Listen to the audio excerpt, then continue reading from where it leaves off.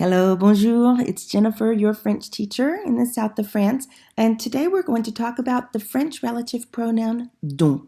So this French lesson is at a B2 level, and let's get started right away. First of all, what are relative pronouns? If you need a reminder, a relative pronoun is something that we use to link together two clauses, okay? To make two clauses relate to one another.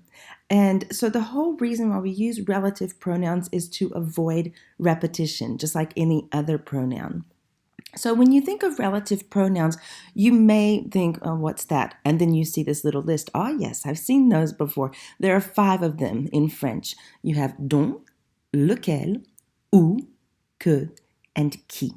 So voila, today we're going to really just focus on dont once and for all, because a lot of people tell me, okay, I understand the other ones, but dont is just so frustrating because I don't know when I'm supposed to use it. Okay, we're going to focus on dont, but if you need a refresher on any of those other relative pronouns, just come over to my website by following the link in the description, and I'll give you a lesson on that, okay?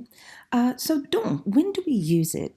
We use it when you have de followed by a person or a thing. And that might look familiar because way before you start learning the relative pronoun dont, you've already learned other pronouns in theory. So when else do you use de followed by a person or a thing? What other time are you looking out for that? Well, it's when you want to use the pronoun en, okay? So en and dont definitely have a lot in common, but en is not a relative pronoun, so it can't hook together a relative clause and a main clause.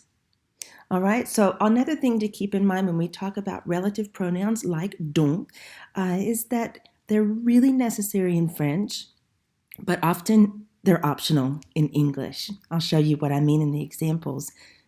So the first thing you want to do when you're thinking about using the pronoun dont is look for the preposition de in your sentence. And sometimes this is when it's tricky because you have certain verbs that are followed by de in French, but they're not in English, okay?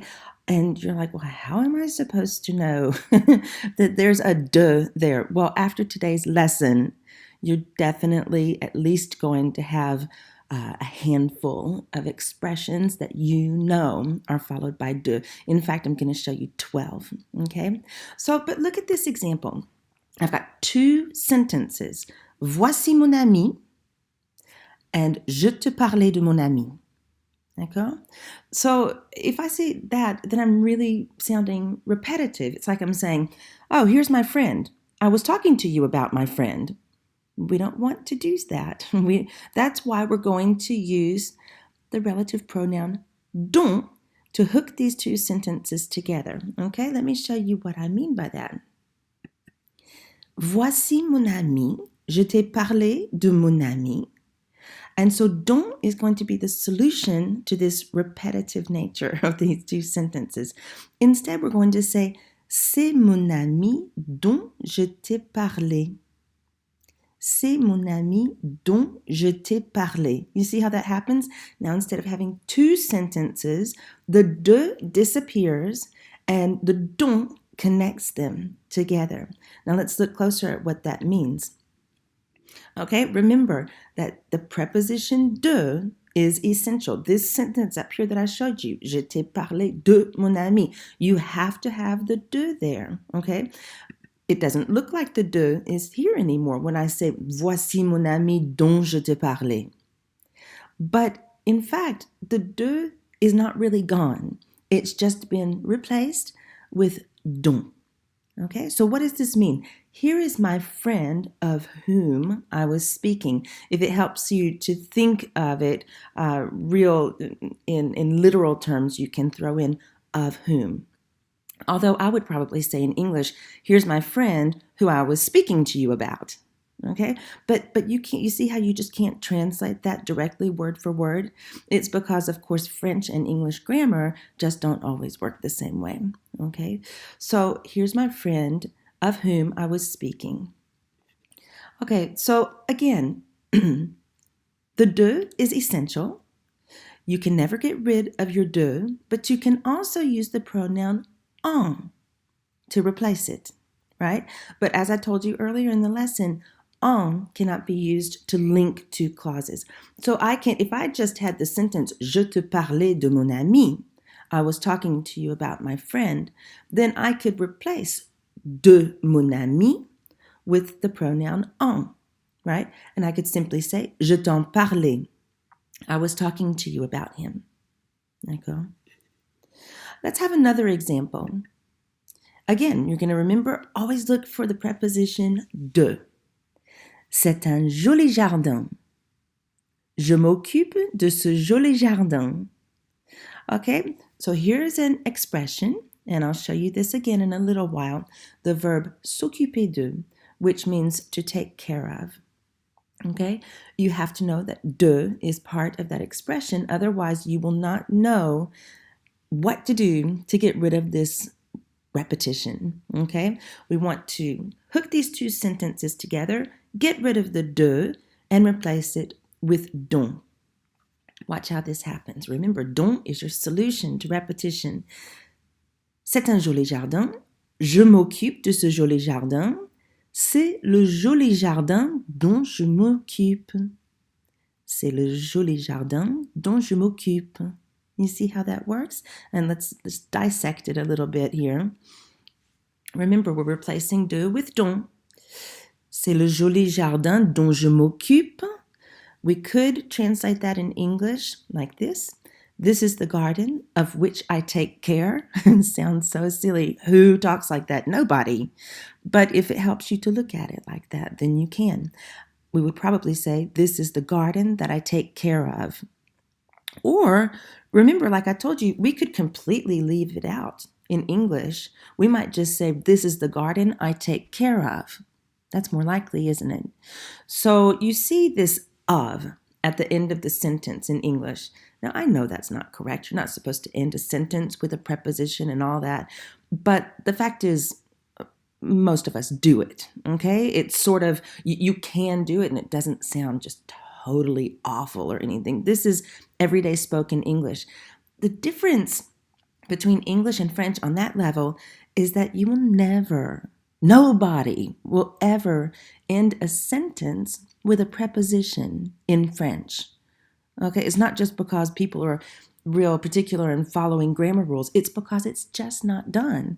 Even people who don't speak great French, and I'm talking about native speakers, are not going to end the sentence with a de, for example. All right? Now, I'm not saying that everybody uses dont all the time, but they're not going to end the sentence with de, like we do sometimes with the word of. Okay? Now, let's look at this. Je m'occupe de ce joli jardin. Je m'en occupe. Here, I'm not using a relative pronoun. I just wanted to show you another example using the pronoun en, not as a relative pronoun, of course. So, je m'occupe de ce joli jardin. I can replace de ce joli jardin with the pronoun en. Je m'en occupe. I'll take care of it. And you know, you hear this a whole lot in French. Je m'en occupe. I'm taking care of it. Or I take care of it. Okay, here's another example. Again, you're always going to look for the preposition de. C'est une robe. Je n'aime pas la couleur de cette robe. We're very repetitive. Don't want to do that. Don't want to say robe 2 times. We want to get rid of the de. We're going to use dont and hook the 2 sentences together that way. Watch how it happens because dont is the solution. C'est une robe. Je n'aime pas la couleur de cette robe. So we're going to say, c'est une robe dont je n'aime pas la couleur. So let's dissect that. C'est une robe dont je n'aime pas la couleur. This is a dress of which I don't like the color. Or, this is a dress that I don't like the color of. This is a dress I don't like the color of. You see?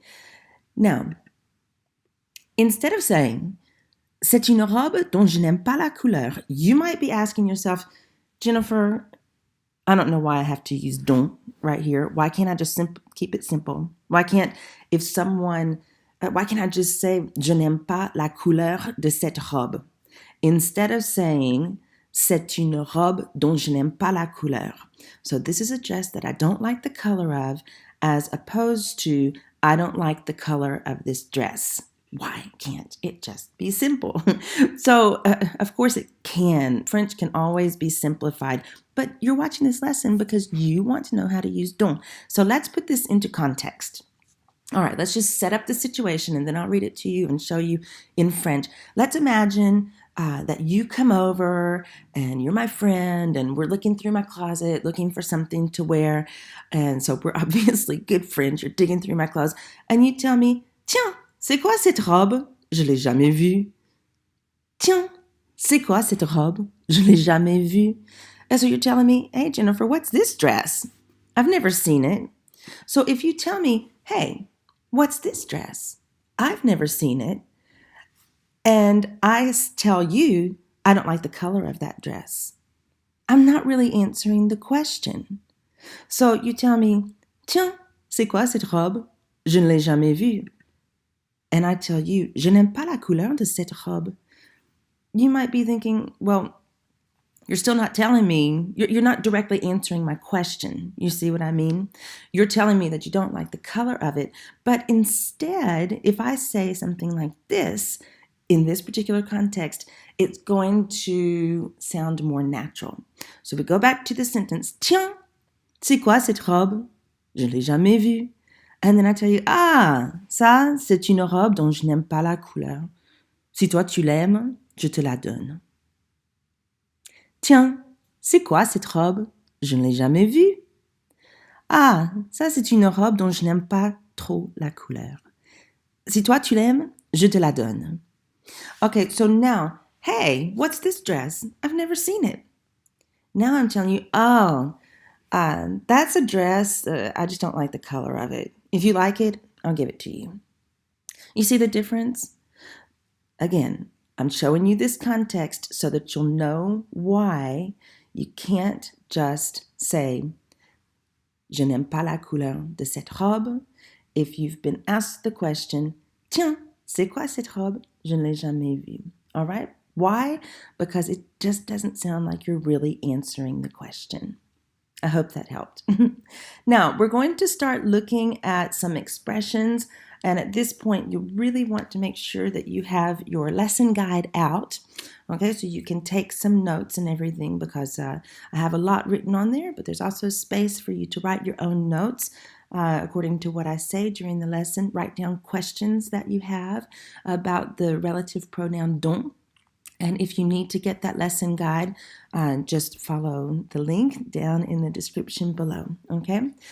We begin with, and look, I've tried to choose 12 of these that I think you might actually use, and you're probably already familiar with a handful of them. For example, avoir besoin de. You know this one, to need. And you're familiar with that de that has to go there, okay? So we have our two sentences. Ce sont des ingrédients. J'ai besoin d'ingrédients. Right? These are the two we want to hook together and we want to get rid of that de, which we've already identified, right? So we're going to say, ce sont les ingrédients dont j'ai besoin. Ce sont les ingrédients dont j'ai besoin. These are the ingredients I need. Okay?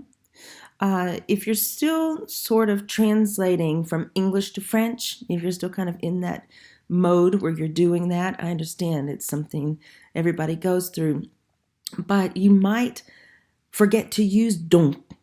If you're in your English brain saying, these are the ingredients I need, you may be tempted to say, ce sont les ingrédients j'ai besoin. And then you're stuck saying, well, what do I do with the de?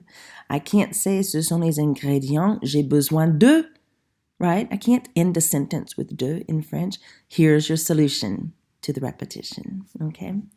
Here's another one. Rêver. Rêver, means to dream. So when you dream about something, rêver de. Okay? Here are two sentences. We're going to locate the preposition de. Ce sont des chaussures. Je rêve de ces chaussures. Get rid of the de. Hook the two sentences together with donc. Ce sont les chaussures dont je rêve. Ce sont les chaussures dont je rêve. These are the shoes I'm dreaming of. Again, I didn't pronounce that, and I ended the sentence with of in English, but I can't do that in French. D'accord? Allez, you've seen this next one. Avoir peur de. Avoir peur de. So here are two sentences. C'est un gros rat. J'ai peur de ce gros rat. Okay, we want to hook them together and get rid of the de by using dont. C'est le gros rat dont j'ai peur. C'est le gros rat dont j'ai peur. That's the big rat I'm afraid of. Okay? Allez. Se souvenir de. This one means to remember. You know, that's easy because why do we buy souvenirs? To remember something, a place we've been or something like that. Se souvenir de. So it's a reflexive verb. And here are two sentences. C'était un voyage.